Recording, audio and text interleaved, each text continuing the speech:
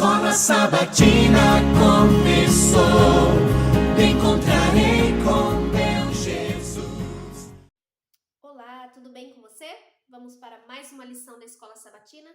Essa semana nós estudamos a lição 9, nos Salmos, parte 2. Verso para memorizar, Salmo 67, versículo 3 e 4, que diz: Louvem-te, ó povos, os povos, ó Deus, louvem-te os povos todos. Alegre-se e exultem as nações, pois julgas os povos com justiça e guias na terra as nações. Toda a parte introdutória está dizendo aqui que geralmente, nos eventos finais, nós destacamos as bestas e os poderes de Apocalipse.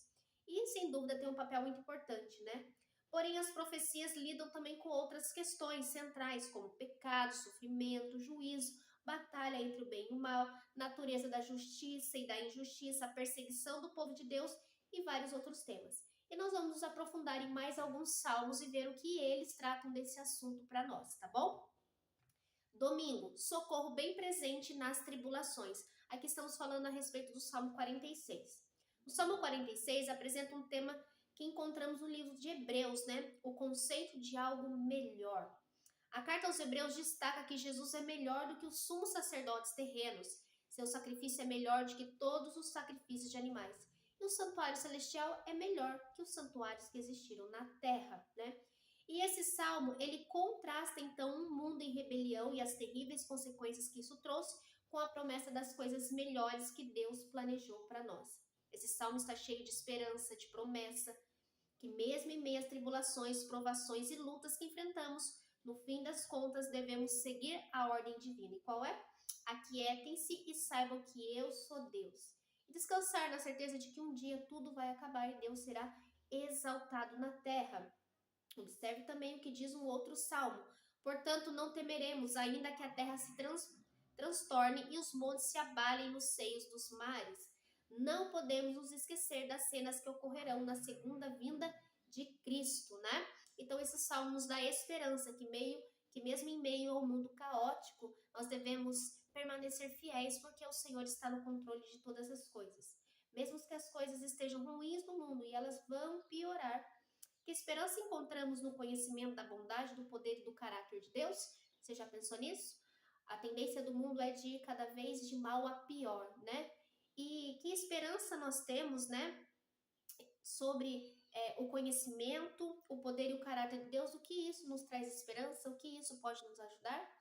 Em tudo, não é mesmo? Porque quando temos conhecimento de quem é Deus, da sua bondade e misericórdia, nós sabemos que essa tribulação ela é momentânea, Mas que o que nos reserva pela eternidade é alegria, paz e nunca mais nenhum derramar de lágrimas. Segunda, esperança em meio à turbulência. O livro dos Salmos frequentemente usa linguagem simbólica, mas quando se trata de textos que apontam para a restauração do planeta, não há razões para acreditar que a linguagem seja meramente simbólica. O Salmo 46 nos lembra que a terra física será profundamente abalada, afetada pelo retorno de Cristo. No entanto, não apenas os mares e os montes serão afetados. O clímax da história significará o colapso dos reinos deste mundo, os fracassos, dos sistemas de governo que causaram tanto sofrimento, eles também serão destruídos. Finalmente, esses poderes e todo o mal e sofrimento que eles trouxeram chegarão ao fim. Os reinos, os poderes. A profecia bíblica mostra o que acontecerá com o mundo. A visão, por exemplo, de Daniel capítulo 7, descreve um mar tempestuoso em meio ao qual surgem as nações do mundo. Os ventos de conflito e guerra sopram no mar dos povos, que representam a terra. Isso produz um reino após outro, A visão de Daniel, a estátua, depois ele viu os animais, era simbolicamente mostrando ali cada reino que um ia surgindo após a queda do outro. Nenhum deles é capaz de resolver os problemas reais que afligem a raça humana. Nenhum foi capaz e nenhum será capaz.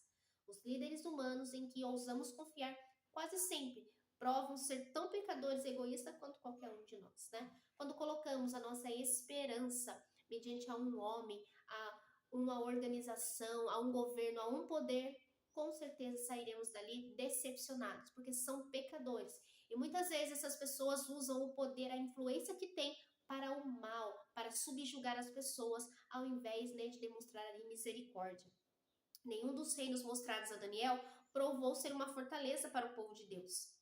Mas a nossa pátria está nos céus, diz a Bíblia Sagrada. E bem acima do caos da terra há um trono inabalável, o trono de Deus, né? Então nós podemos permanecer inabaláveis com a nossa fé, independente da condição do planeta, porque o Senhor está no controle de tudo, né? E que Deus vai cumprir as suas promessas. Em curto prazo as coisas vão piorar, mas o que será que vai acontecer ao longo prazo? Às vezes nós temos a tendência de nos preocuparmos muito mais naquilo que é a curto prazo, porque nós queremos uma resposta rápida, ao invés de pensar em algo a longo prazo. E a lição vai explicar aqui na parte de terça-feira o que vai acontecer ao longo prazo. Debaixo de seus pés, né? Aqui nós vamos falar do Salmo 47.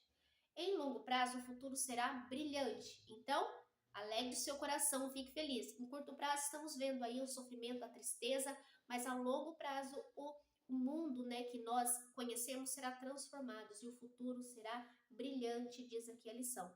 Enquanto esse tempo glorioso não chega, lutamos com as consequências da escolha humana que cedeu o domínio do nosso planeta a Lúcifer, né? Quando Satanás compareceu ao concílio celestial, ele se gabou de que a terra lhe pertencia. Deus perguntou: de onde vem? E ele respondeu: de rodear a terra e passar por ela. Com isso ele estava declarando propriedade, né?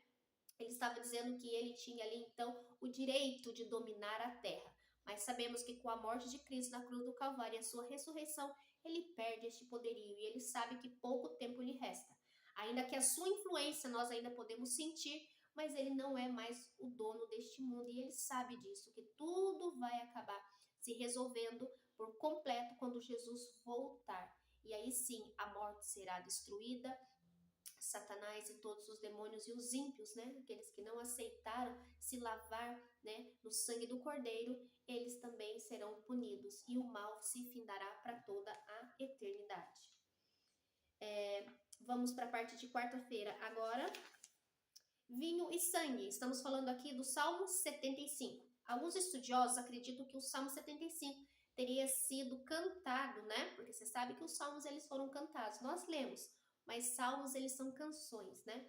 Na destruição sobrenatural do exército de Senaqueribe, uma história que aparece apontar para a destruição final dos ímpios lá em Apocalipse 20, fazendo ali um comparativo. O povo de Deus estará dentro da cidade santa com seu rei justo, quando os exércitos do mal surgirão para tentar cercá-los, mas serão destruídos pelo próprio Deus. Essa é a visão, né, que João teve, essa é a cena de Apocalipse, quando todo o domínio do mal tenta invadir a cidade santa, eles serão destruídos pelo poder, pela glória de Deus. Uma das coisas que Deus corrigirá no juízo será a apropriação indevida de poder que ocorreu no mundo caído. As pessoas não vivem umas para as outras, né, nem para a glória de Deus, mas para si mesmas. A humanidade sofre as consequências de crer que não existe um significado ou padrão moral objetivo no universo, né? Hoje tudo se tornou relativo e esse tem trazido grandes prejuízos. Mesmo diante dos problemas, somos chamados a ter esperança e não julgar o futuro pelos eventos atuais. Os valores morais são atacados, mesmo em questões tão fundamentais quanto o fato de Deus, né, ter criado o ser humano como homem e mulher, com sexo masculino e feminino, práticas imorais das quais muitos teriam vergonha de falar, mesmo em particular, são elogiadas publicamente. O mundo vai de mal a pior. É só você sair na rua da sua casa, é só você ligar a televisão ou ver a internet. Cada vez mais o mundo tem se deteriorando de maneira imoral, né? Mas calma, nós lemos aqui na parte de terça-feira que o futuro ele é brilhante, o que nos reserva é muito especial. E para terminar, para que se conheça a tua salvação, aqui estamos falando do Salmo 67. Aqui diz que o Salmo 67 começa com um apelo de Deus, né? Faça resplandecer sobre nós o seu rosto. Um apelo a Deus. Faça resplandecer sobre nós o seu rosto para que se conheça na terra o teu caminho.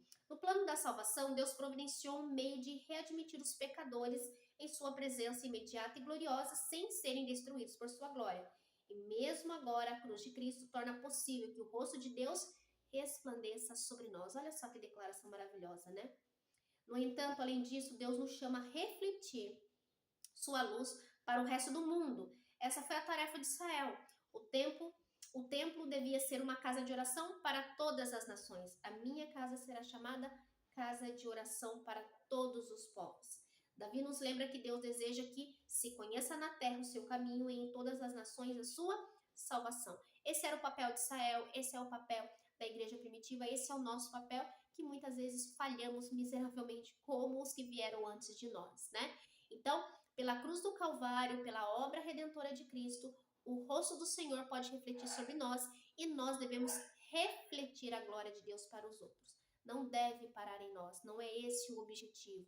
Não é o Senhor me alcançou e glória a Deus por isso, não. Ele me alcançou para que eu alcance outros, para que através da minha vida o Senhor possa brilhar e resplandecer. E aqui diz que às vezes tratamos o movimento divino dos últimos dias como uma sala de embarque especial, reservada para viajantes espirituais frequentes. E parecemos contentes, sabendo que os outros estão sentados na sala de embarque desconfortável, despreparados para a jornada. No entanto, a igreja remanescente de Apocalipse, se você faz parte dela, olha só, ela não se contenta em permanecer em Sião, desfrutando da presença de Cristo.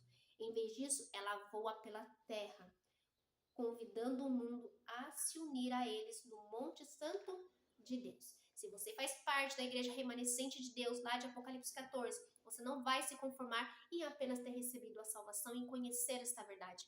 Você vai publicamente declarar isso. Você vai colocar a sua vida à disposição de Deus para que as outras pessoas sejam alcançadas, que a glória de Deus resplandeça no seu rosto para que você ilumine a outros. Este é o nosso papel como igreja. É isso que Cristo quer de mim e de você. Amém? Vamos orar? Senhor amado Deus, querido e santo Pai, louvado e santificado seja o teu nome, Senhor. Te louvamos e te engrandecemos pela tua bondade e misericórdia sobre nós. Nos ajuda, Senhor, a resplandecer a tua glória, a alcançar a vida de pessoas que precisam também ouvir, Pai, desta verdade gloriosa. Louvado seja Deus que um dia recebemos essa mensagem, o Senhor nos alcançou. Mas o Senhor nos alcançou com um propósito, para que, através da nossa vida, o mundo conheçam ao Senhor. Ainda que o mundo esteja em trevas, ainda que a imoralidade ela tenha alcançado níveis terríveis, mas na nossa vida, no nosso lar, Pai, nós precisamos ser o povo remanescente de Deus. Nós precisamos seguir, Pai, confiando em Ti, obedecendo os Teus mandamentos e refletindo a glória de Cristo na vida das pessoas. Nos ajude, Senhor, perdoa os nossos pecados, é o que te pedimos e te agradecemos em nome de Jesus. Amém? Que Deus abençoe a mim e a você, a nossa família, a nossa casa e se coloque à disposição de Deus porque Ele quer e vai te usar. Amém? Até a próxima lição, se Deus quiser.